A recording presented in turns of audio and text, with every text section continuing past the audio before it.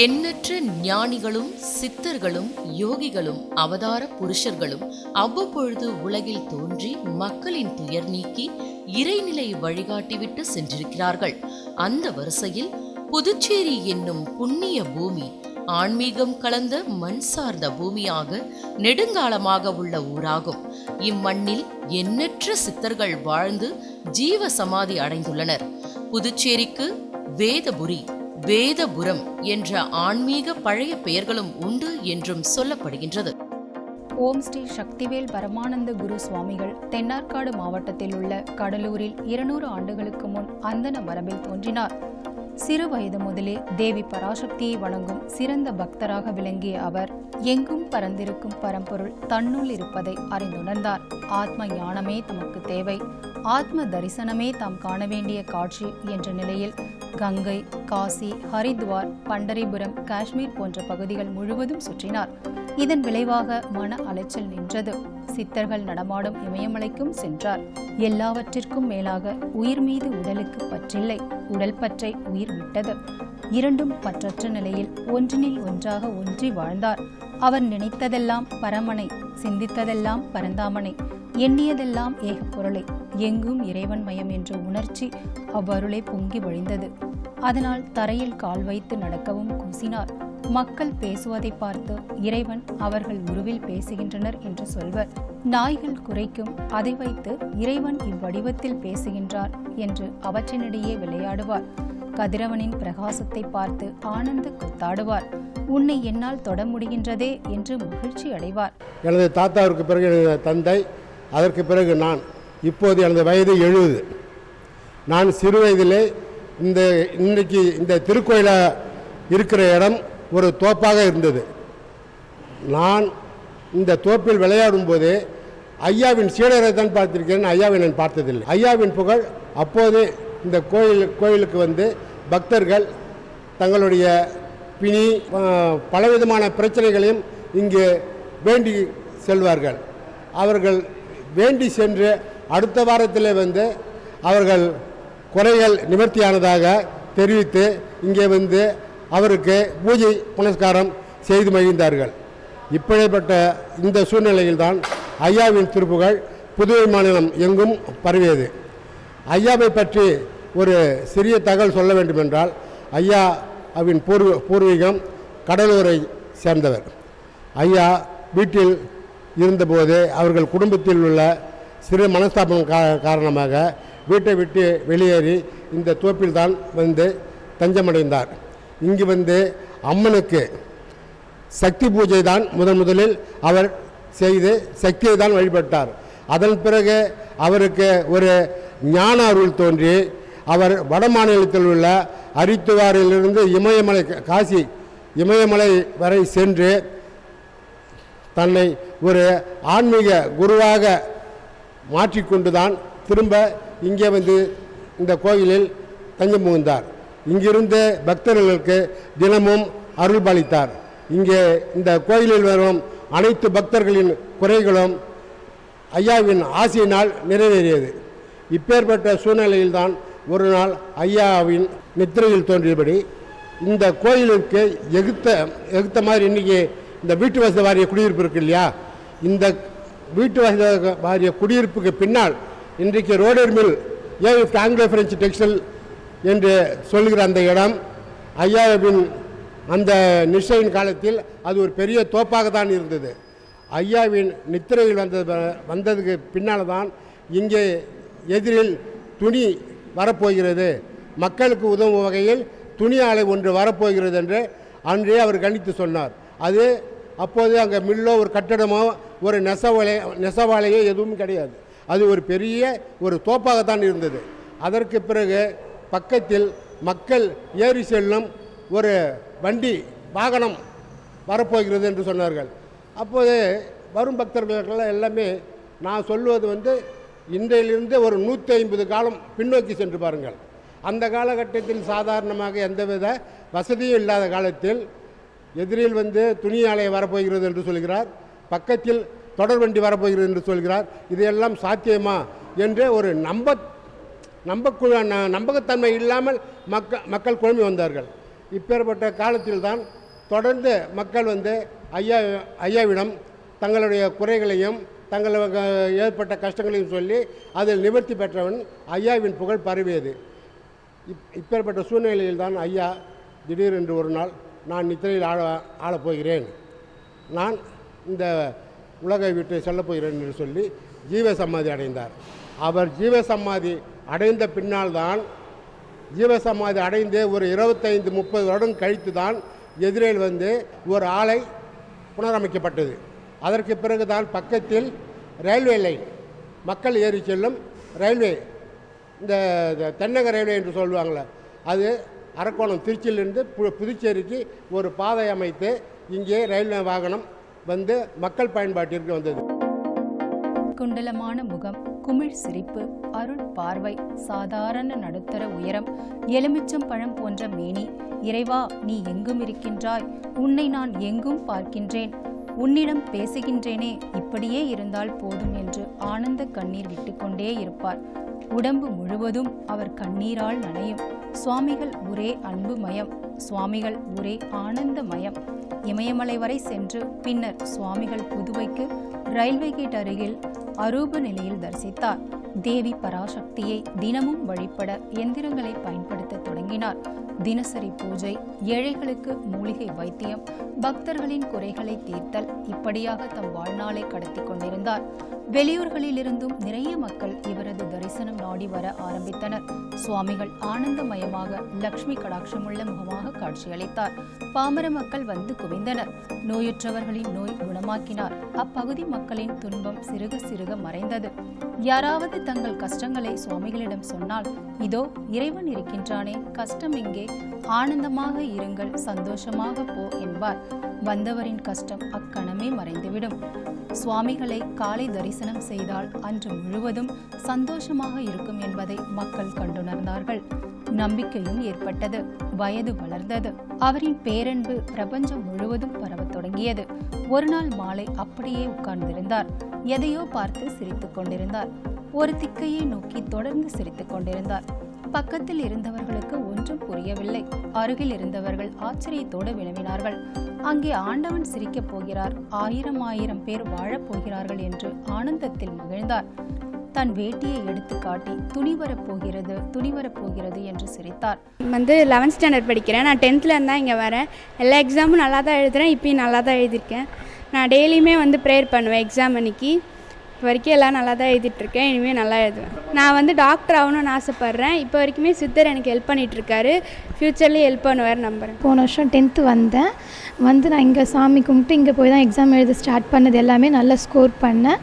இந்த வருஷமும் அதே மாதிரி வந்திருக்கேன். எல்லாம் அந்த சாமி வேண்டினதுனால எல்லாம் நல்லா நடக்கும் நம்புகிறேன்.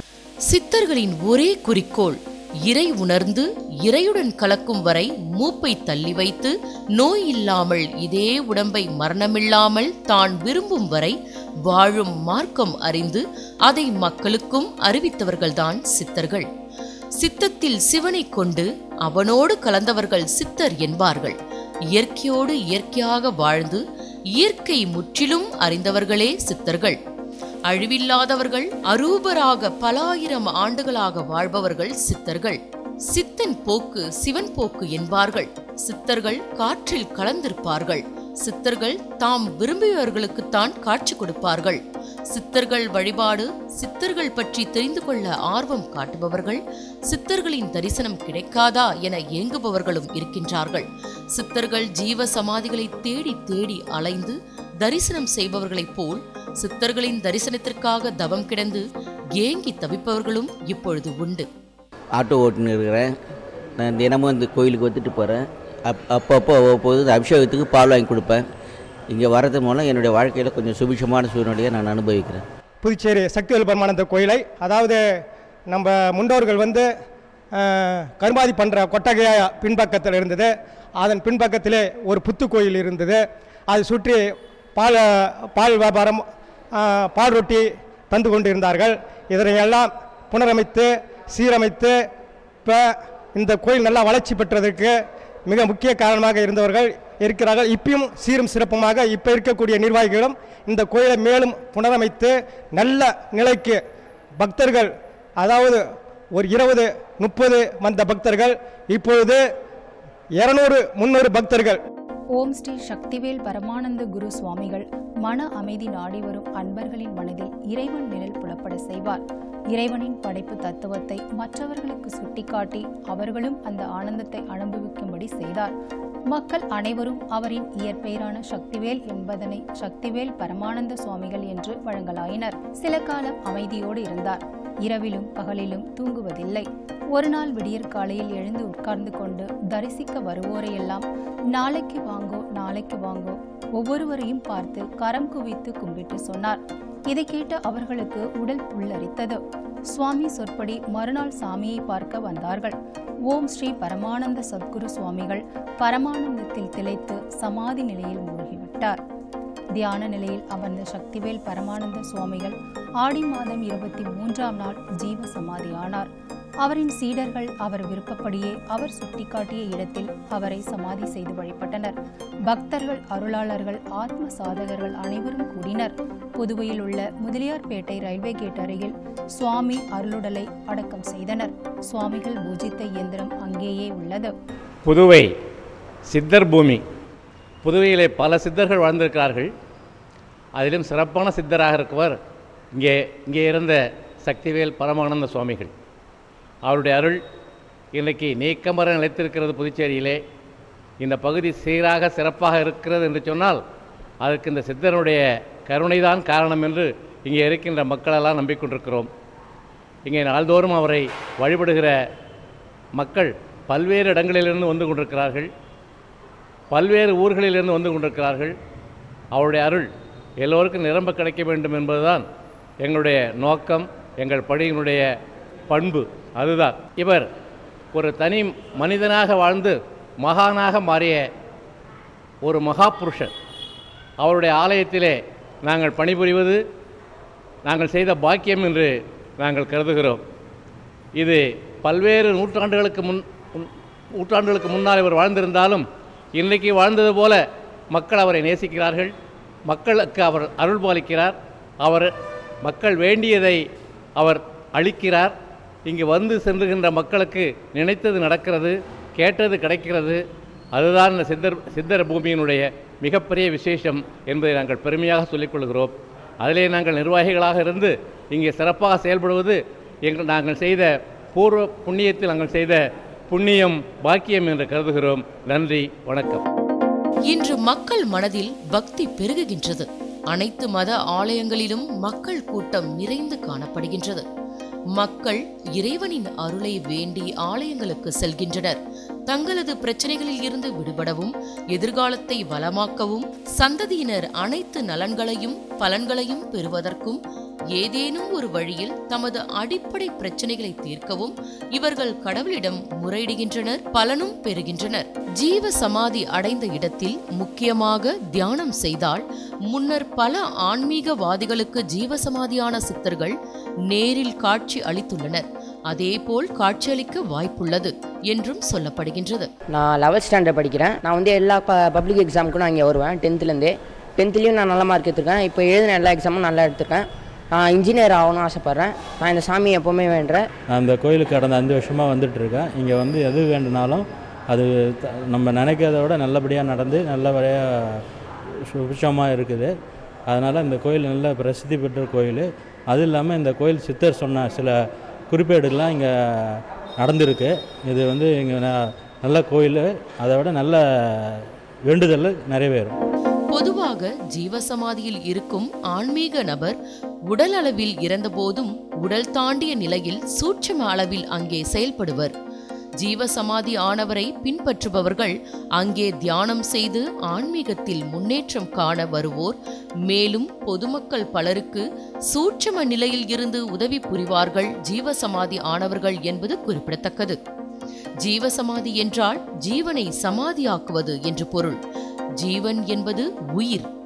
அதாவது ஆத்மாவானது உடலை அடையும் பொழுது எவ்வளவு தூய்மையாக இருந்ததோ அதே தூய்மையை மீண்டும் பெற்று உன்னத நிலையை அடைவது என்று பொருள். பெயர் ஆரிசேகர்.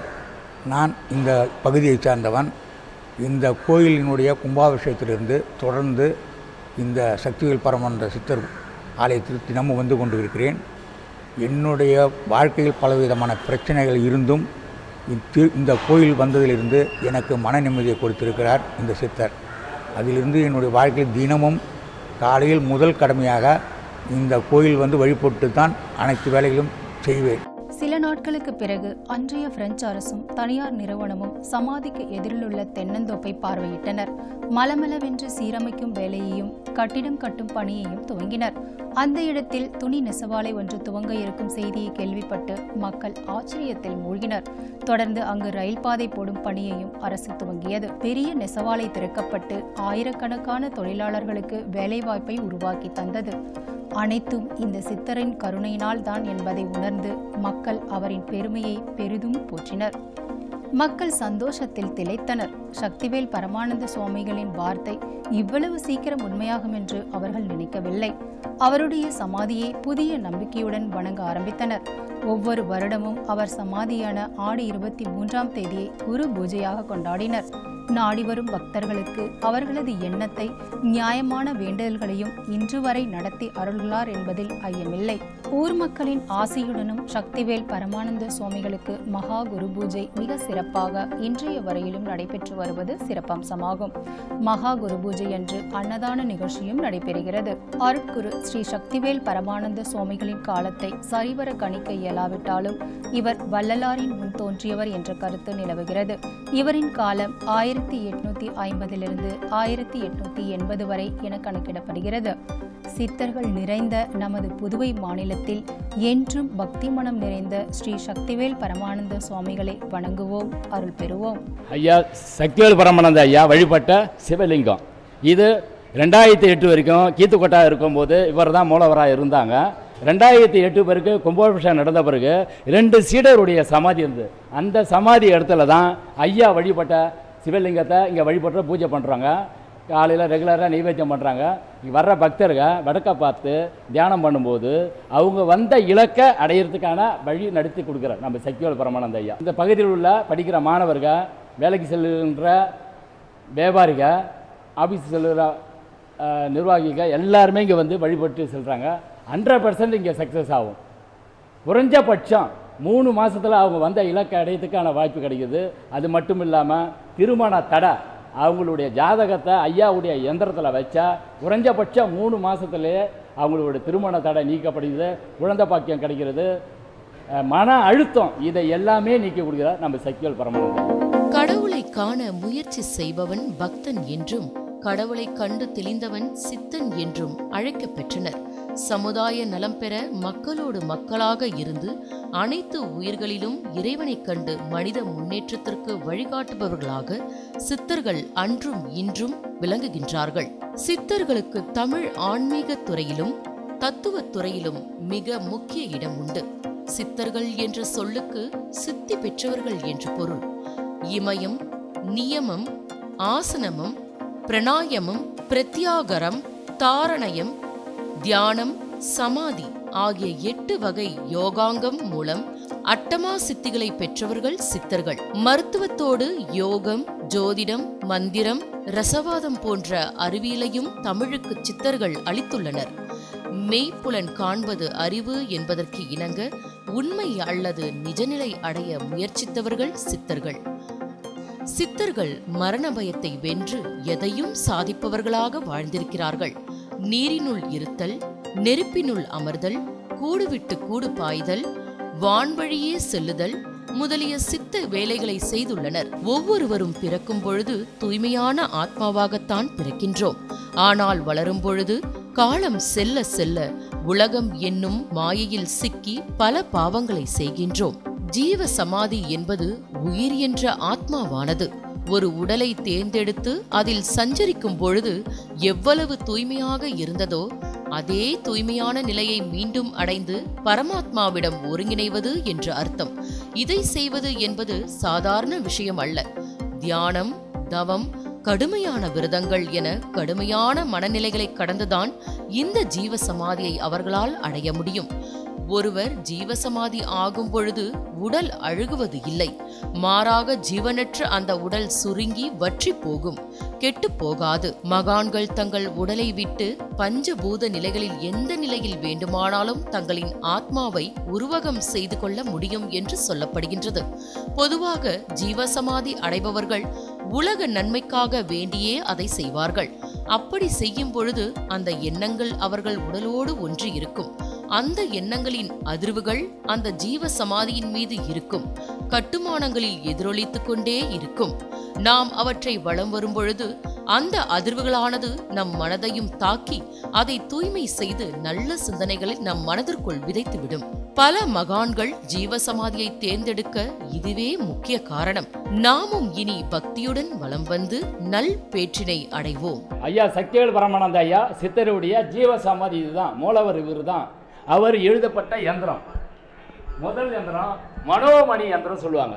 சனி, ராகு, கேது, புதன், அங்காளம் 9 கிரகத்தினுடைய நிவர்த்தி ஆகக்கூடிய யந்திரம். மற்றொரு யந்திரம் சரணபவ யந்திரம். முருகரையும் சக்தியையும் சிவனையும் வழிபட்டு ஜீவசமாதி ஆனாங்க. ஆடி 23 மகா குரு பூஜை அன்றைக்கி சிறப்பாக இங்கே சிறப்பாக நடைபெறும். வர பக்தர்கிட்ட நான் ஆடி 23 ஜீவசமாதி ஆகும் என்று சொல்லி ஊர் பொதுமக்களை கூட்டு ஜீவசமாதியான இடம். ஆன்மீகம் தழைக்கவும் மக்களின் ஆரோக்கியம் செழிக்கவும் சித்தர்கள் முக்கிய பங்காற்றியவர்கள். அவர்கள் தத்துவ நெறியிலும் மருத்துவ துறையிலும் பல நூல்களை இயற்றியுள்ளனர். சித்தர்கள் கடவுள் நிலை பெற்றவர்கள் ஆவார்கள். கடவுளுக்கு நிகராக போற்றி வணங்கப்பட்டவர்களாகவும் விளங்கினர்.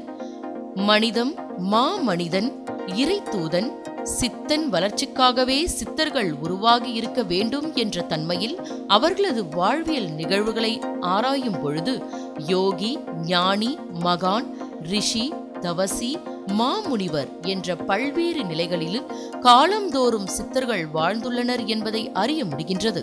சித்தர்கள் தெய்வாம்சம் பொருந்தியவர்கள். அவர்கள் அருள் கிடைத்தால் மனிதர்கள் நோய் நொடிகள் இல்லாத வாழ்வு பெற்று மகிழலாம். நினைத்த காரியங்கள் அனைத்தும் கைகூடும் என்ற நம்பிக்கை இன்றளவும் உள்ளது. சித்தர்கள் என்போர் வாழும்போதே வாழ்வின் பயனை மண்ணிலேயே விண்ணை காணச் சொன்னவர்கள். பல காலம் வாழும் வழியறிந்து மரணமில்லா பெருவாழ்வு வாழும் வித்தை அறிந்தவர்கள். கர்ம வினையை வாழும்போதே கழிக்கும் வித்தை அறிந்தவர்கள். பிறத்தலின் பயன் முடியும் வரை இங்கேயே வாழ கற்றவர்கள். பிறத்தலின் பயனே பரிணாமத்தின் அடுத்தபடி போவதுதானே. விரும்பும் வரை இறப்பை தள்ளி வைக்கும் வித்தையையும் கற்றவர்கள். இந்த அண்ட பிண்ட சராசரங்கள் அத்தனையும் இயக்குகின்ற சக்தியை உணர்ந்தவர்கள். அவர்கள் காணுகின்ற எல்லையற்ற பரம்பொருள் இங்கும் எங்கும் இருப்பதை உணர்ந்தவர்கள். சமயங்களுக்கு அப்பாற்பட்டவர்கள். எந்த மதத்திலும் இருந்தாலும் பரம்பொருளை உணர்ந்தவர்கள். சித்தர்கள் அனைவரும் மானுடத்தின் ஒட்டுமொத்த துயரங்கள் தீர வழிமுறை கூறியிருக்கின்றார்கள். அதுவும் ஒரே மாதிரி கூறியிருக்கின்றார்கள். மரணமில்லா பெருவாழ்வே அவர்கள் லட்சியம். இன்னைக்கு இந்த கோயிலுக்கு சிறப்பாக நடக்குதுன்னா இந்த கோயிலுக்கு வர பக்தர்களாலும் தொண்டர்கள் மட்டுமே இந்த கோயிலை இன்று வரை சிறப்பாக நடத்தி கொண்டிருக்கிறார்கள். ஐயாவின் புகழ் புதுச்சேரியில் மட்டுமல்ல, பக்கத்தில் உள்ள தமிழ்நாடு, விழுப்புரம், திண்டிவனம், காஞ்சிபுரம், ஈரோடு, ஊட்டி, இப்படி தமிழ்நாட்டில் உள்ள அனைத்து ஊர்களிலிருந்தும் இன்றும் வார வாரம் வேனு, பஸ்ஸு மூலான வாகனத்தின் மூலம் பக்தர்கள் தொடர்ந்து வந்து ஐயாவை தரிசனம் செய்துவிட்டு போய்கொண்டிருக்கிறார்கள்.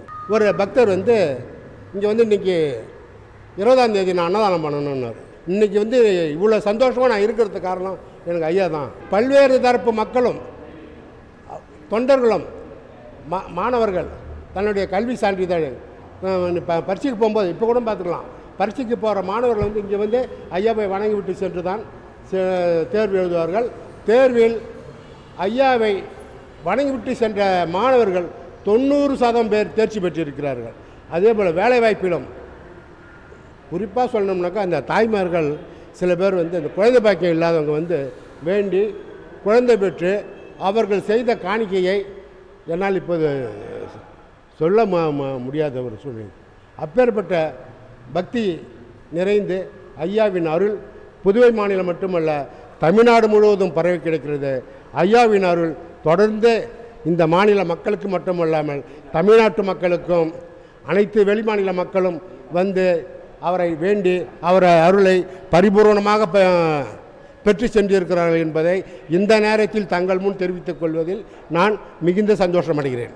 இந்த மாநில மக்கள் மட்டுமல்லாமல் வருங்கால சந்ததியினர், இளைஞர்கள் குறிப்பாக ஐயாவின் அருளை பெற்று நீங்கள் வாழ்க்கையில் முன்னேற வேண்டும், உங்கள் குடும்பம் நன்றாக இருக்க வேண்டும், அதன் மூலியமாக இந்த மாநிலம் நல்ல வளர்ச்சி பெற வேண்டும், பக்தி தழைத்துவங்க வேண்டும் என்று விடைபெறுகிறேன். நன்றி.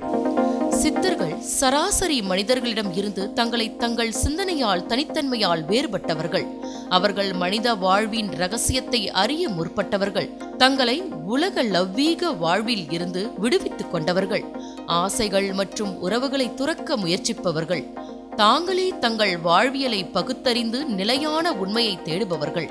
மனித வாழ்வில் எல்லாமே மாயை என்று எண்ணுபவர்கள். மொத்தத்தில் வரும் காலங்களில் அனைத்து மதங்களை சார்ந்த அனைவரும் இன்புற்று வளமாக வாழ வேண்டும் என்பதே அவர்களின் நோக்கமாக உள்ளது.